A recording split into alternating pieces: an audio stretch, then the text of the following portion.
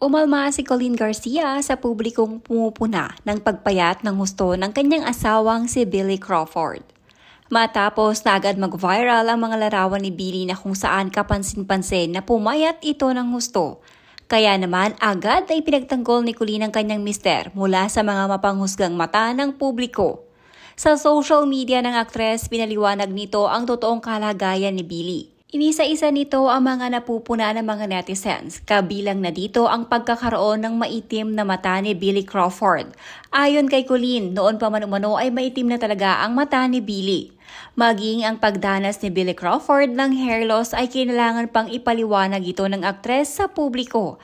Ayon kay Colleen, matagal na daw talagang dumaranas ng hair loss si Billy Crawford. There's this viral photo kasi of Billy going around, kaya I felt the need to address it without directly addressing it. Actually, I don't know if you ever seen him before without makeup. But long before we even started dating, he's always had dark under eye circles and major hair loss na.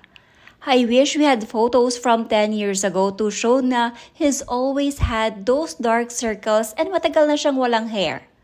Syempre, people just see the glam-up version of us lang, which isn't really how we look on a daily basis.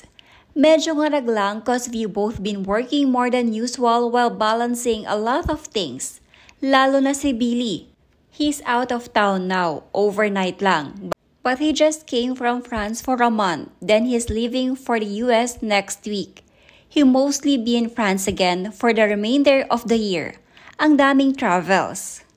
Ito ang naging bahagi ng pag-alma ni Colleen sa mga pumupuna sa itsura ng kanyang mister na si Billy Crawford.